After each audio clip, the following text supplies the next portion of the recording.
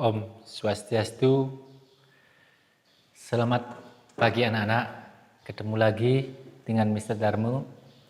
Kira tidak asing lagi di kelas 11. Kita sudah bertemu.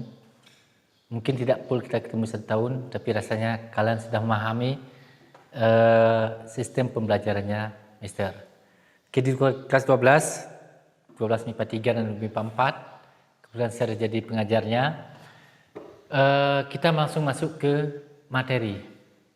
Materi kita di kelas 12 sebenarnya ada dua materi, yaitu ada dimensi 3 sama statistika, tapi serbuat peluang atau kombinatorika yang ada di semester 2 serbawa juga ke semester 1, karena pengalaman Mister di semester 2 kita tidak ada pembelajaran karena kita fokus ke latihan soal.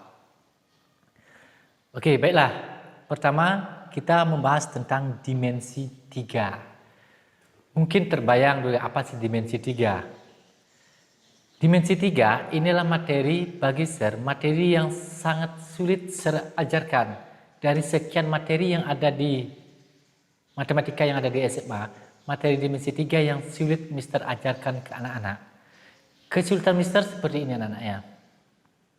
Pertama, dimensi 3, namanya dimensi 3 itu bicara ruang, tapi Mister mengajarnya di papan. Papan adalah dimensi 2. Maka akan sangat kesulitan. Kesulitan kita adalah imajinasi. Bagaimana imajinasinya, membawa imajinasi kalian untuk benar-benar memahami yang realnya seperti apa. Contoh sederhana sebelum Mister masuk materi. Ini kan gambar kubus. Kalau saya katakan, kalau kalian lihat gambarnya, maka sudut BAD itu adalah sudut apa itu namanya? BAD. Kalau kalian lihat di gambar, tentu dia adalah sudut lancip, BAD. Tapi realnya, sebenarnya BAD itu, sudut BAD, sudut ini itu adalah siku-siku. Itu satu contoh kecil saja anak-anak. Bagaimana bayangkan sesuatu segitiga sudut yang sebenarnya siku-siku tapi kelihatannya tidak siku gambar. Itu kesulitan kita Mister menjelaskan. Contoh lagi sekali, ABCD itulah bangun datar apa? Itulah sebenarnya bangun datar persegi. Tapi kalau digambar dia kelihatan jajaran genjang. Itu dua contoh kasus yang sederhana yang sulit membawa imajinasi kalian ke sebenarnya. Tapi kalau kita pembelajaran offline, biasanya di tatap muka di sekolah, biasanya saya membawa alat peraga di sana. Itu untuk memudahkan kalian untuk melihat kedudukannya nanti. Nah, inti materinya kita sebenarnya nanti dimensi 3 adalah menghitung jarak. Kalau dulu sebelum kurikulum K13, kita ada dua materinya, ada menghitung jarak dan sudut. Tapi sudut kita skip, tidak diajarkan lagi, kita fokus ke jarak. Nah, sebelum saya membahas jarak dalam dimensi 3, nanti jarak itu bagaimana jarak titik A ke garis CG. Nah, seperti itu nanti macam-macam sana ya. Tapi sebelum kita menjarak, kita bahas dulu tentang kedudukan suatu titik, garis, dan bidang. Oke. Pertama bicara kedudukan. Oke. Kedudukan sebenarnya materinya tidak terlalu sulit untuk materi kedudukan. Pertama, bagaimana kedudukan titik, ada titik terhadap garis. Oke. Ada titik terhadap garis. Anak-anak fokus ke kubus yang saya berikan di sana. Kalau kedudukan titik terhadap garis itu cuma ada dua. Yang pertama, dia terletak, ada bilangnya pada atau melalui, itu sama saja. Oke, kalau saya bilang ini, mana titik A terhadap garis BC. Nah, ada titik A terhadap garis BC. Oke, saya ulang. Titik A terhadap garis AB. Nah, titik A terhadap garis A terhadap pada garis AB. Maka titik A itu dikatakan terletak atau pada atau melalui garis AB. Artinya ini ada titik A, kalau digambar titik A ini melalui garis AB. Ini titik A, ini garis AB. Maka titik A ini melalui garis AB. Itu kata satu contoh sana ya. Titik A melalui atau pada atau terletak pada garis AB. Yang kedua ada di luar. Oke. Titik A garis BC. Berarti titik A berada di luar garis BC. Saya kira tidak sulit. Ada kata mana suatu titik itu terletak, mana suatu titik itu berada di luar. Contoh, titik F terhadap garis HG. Maka titik F terhadap garis HG, dia berada titik F itu di luar garis HG. Gimana titik C terhadap garis GC? Maka titik C terletak pada garis GC. Saya kira tidak sulit untuk kedudukan titik terhadap garis. Sekarang ada titik terhadap bidang. Oke. Titik, kalau tadi titik terhadap garis, sekarang titik terhadap bidang. Oke. Bidang, tentu bidang dalam hal ini itu bidangnya kayak itu misalkan A, B, C, D. Bangun datar atau sisi, itulah disebut dengan bidang di sini dalam hal ini ya.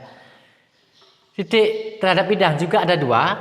Ada yang pertama terletak, yang B di luar. Contoh, titik A, mana titik A terletak pada bidang apa? Pertanyaan serbalik saja biar mudah. Maka kalau saya titik A itu terletak pada bidang 1. Titik A terletak pada bidang A, B, C, D. Terletak pada bidang A, B, F, E. Nah, A terletak pada bidang ada A, B, C, D. Apalagi? A, B, C, D.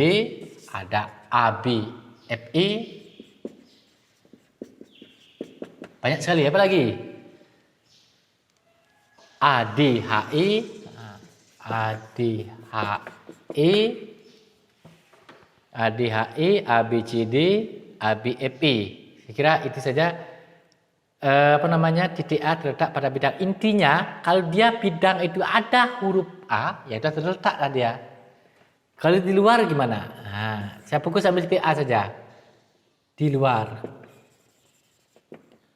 Titik A di luar bidang. Banyak sekali. Titik A di luar, berada di luar bidang B, C, G, F. Oke, B, C, G, F. Apalagi anak-anak? Ada D, C, G, H. Oke, ada D, C, G, H. Apalagi? Ada I, F, G, H. I, F, G, H. Ada nggak lagi? Bidang di belakang, di samping, sama di atas. Itulah titik A itu di luar bidang B, C, G, F, D, C, G, H, dan I, F, G, H. Itu kedudukan titik terhadap bidang. Saya kira tidak begitu sulit. Mana titik itu terletak, mana titik itu berada di luar bidang. Kalau di luar tentu A ini tidak ada huruf A di sini. Itu yang mudahnya mengingat sana ya.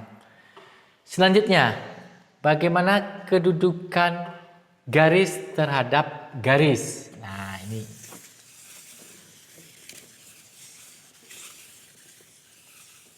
Kedudukan garis terhadap garis. Garis terhadap garis. Yang pertama ada berpotongan. Ada istilah berpotongan.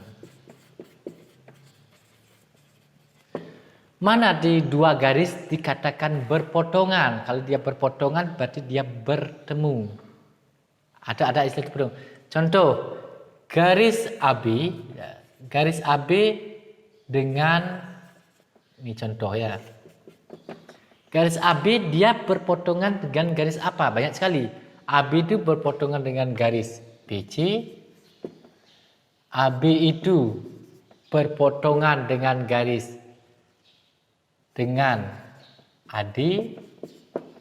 Apalagi AB itu berpotongan dengan garis AE. AB dengan AE itu berpotongan atau bertemu.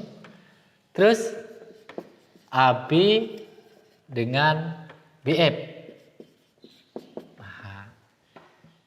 AB dengan BC, AB dengan AD, AB dengan AE, AB dengan AF. Itu dua garis yang saling berpotongan. Banyak sekali contohnya. Misalkan saya ambil garis DH. DH itu berpotongan dengan garis apa saja? Bisa kalian jawab. DH berpotongan dengan garis DC, DH berpotongan dengan garis DA, DH berpotongan dengan garis HG, DH berpotongan dengan garis HI. Banyak sekali berpotongan. Yang kedua, ada kata sejajar. Mana dua garis dikatakan sejajar? Kalau sejajar berarti dia tidak berpotongan. Nah, seperti ini namanya sejajar. Kalau berpotongan, ini berpotongan nih. Nah, berpotong, bertemu dia. Kalau sejajar, saya ambil contoh. Example. AB itu ini lambang sejajar anak-anaknya. Ini AB itu sejajar dengan siapa? Dengan DC. AB sejajar dengan siapa lagi? Dengan EF. Lanjut, AB sejajar dengan siapa lagi? Sejajar dengan HG. Nah, banyak ngambil contoh sana. Gimana kalau saya ngambil garis BF, Mister? Nah, BF itu sejajar dengan siapa? Dengan lihatan. Dengan CG. BF sejajar dengan AE. Oke, apa lagi satu? BF sejajar dengan DH. Gimana garis BC? Silakan. BC sejajar dengan AD, sejajar dengan FG, sejajar dengan EH. Itu namanya dua garis yang sejajar. Lagi satu mungkin ini baru bagi kalian. Ada istilah bersilangan. Nah, dua garis bersilangan. Mana contoh dua garis bersilangan? Nah, mudahnya begini anak-anak. Dua garis dikatakan bersilangan jika dua garis itu tidak berpotongan dan tidak sejajar. Mudahnya itu. Kalau garis itu tidak berpotongan dan tidak sejajar, maka dua garis itu adalah bersilangan. Saya ambil contoh. Kalau saya tanya, AB dia bersilangan dengan siapa? AB itu bersilangan ya dengan AB dengan CG. Nah, AB dengan CG.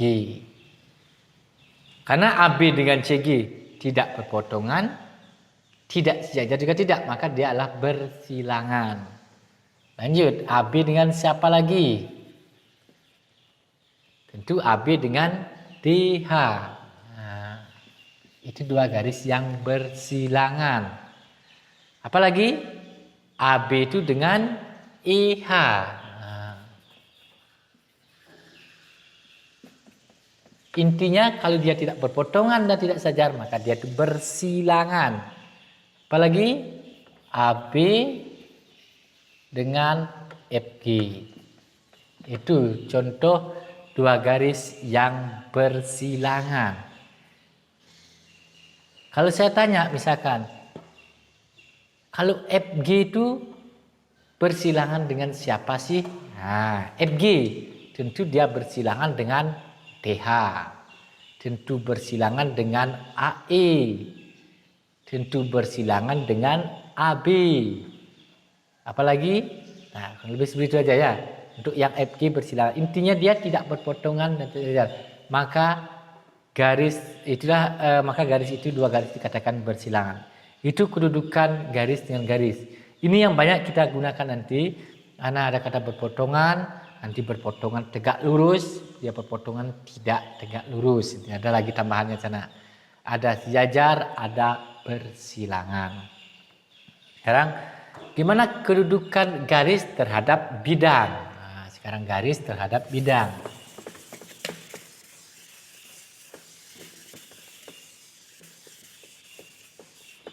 Garis terhadap bidang. Kalau garis terhadap bidang, itu garis itu juga sama, atau berpotongan atau menembus.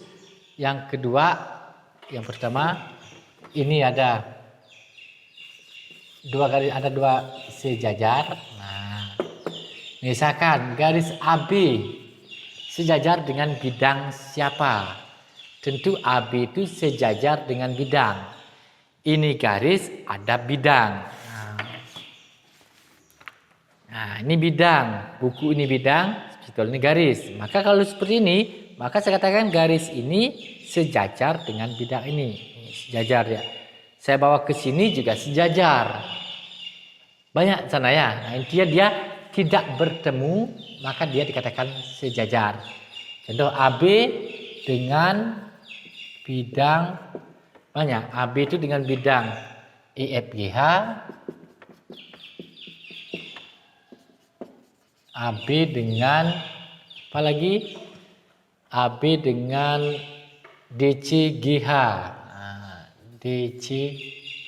DCGH. Oke. Itu kedudukan garis dengan bidang. Ada sejajar, sekarang ada berpotongan.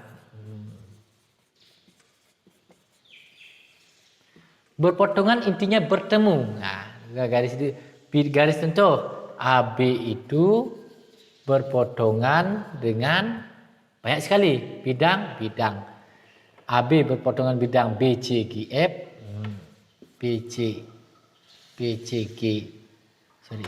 BCGF. Apalagi AB dia berpotongan dengan AB dengan ADHE. Nah, ADHE. Intinya ada huruf A, ada huruf B. Terus ada lagi melalui. Nah, melalui atau pada atau terletak. Nah, contoh AB itu melalui atau terletak pada bidang ABCD. AB dengan apa lagi? Sekali. AB itu dengan melalui atau terletak dia. AB dengan ABFE, ya, ABFE. Intinya ada huruf AB. Nah, itu kita melalui. Berarti garis terhadap bidang ada sejajar, berpotongan, dan melalui. Yang terakhir, bagaimana kedudukan bidang dengan bidang? Yang terakhir.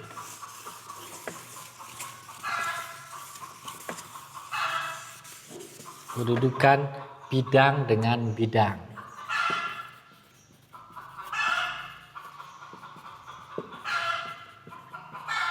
Oke. Yang pertama ada namanya sejajar.